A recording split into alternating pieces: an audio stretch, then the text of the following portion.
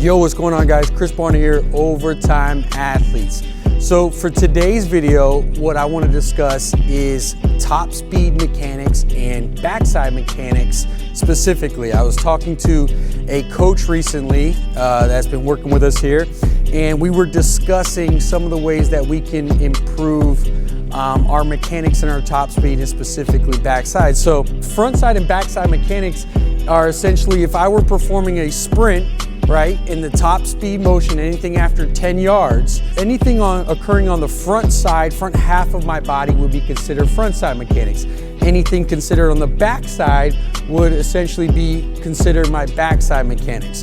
Now, as you're performing that sprint, right, on the backside, this phase is what we call recovery phase, which is usually from the takeoff of the foot and then moving into what we call the recovery phase, and then moving into the drive phase where we're punching the knee.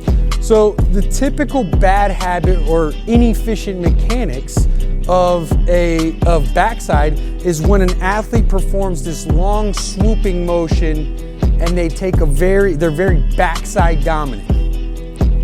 Usually why this happens is A, because it's a youth athlete or a younger athlete that doesn't possess enough strength, or B, it could also be because an athlete is extremely strong and extremely relying on those glutes and hamstrings for that push-off. However, it's proven, right, that if we could get more proficient at that movement and be able to get front side, we can not only increase our stride length, but we increase our movement proficiency because we can produce more power in that front side, and I'm not spending all that time on the back side. I'm able to front load it, right? So if I'm moving forward again, I'm able to get farther here, right, than as if I was pushing off, boom, and taking a shorter step. Okay, so I just wanted to kind of bring you up to speed for some of those that are unaware of it. Now, the whole thing with mechanics is you just got to think of it like a race car, right? Mechanics and speed, especially top speed, is when we're moving at high velocities, we just want to move proficiently. We want to move efficiently. If I'm a race car, I don't want to have a wobbly tire. That's all we're trying to achieve here. Relative force and strength is your number one thing that's going to obviously propel you down the track or field, but the biggest thing is we want to be efficient. So, two key drills that you can start focusing on. Number one, it's going to be a little bit more intermediate beginner, which is going to be a single leg high knee.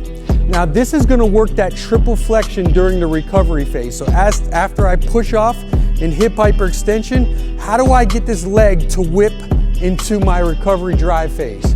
You perform single leg high knees. So that's just going to be where you're coming here and you're focused and you're ingraining a neural pattern, a motor pattern over and over again of triple flexion of the hip, knee, and ankle. And as you instill that over and over again, fast, boom, you don't want to then integrate it into your top speed. Now, as a little bit more advanced movement, right, which I only do with more of my advanced athletes that can handle it because there is a lot of stress, it's a high stimulus movement, is going to be single leg bounds. Now, the reason why I love single leg bounds is because not only do you have to display a great deal of strength, right, be able to accept and produce force, but also that action of just having a single leg, you have to be able to recover that leg quickly to be able to get into your next bound, or else you'll fall over.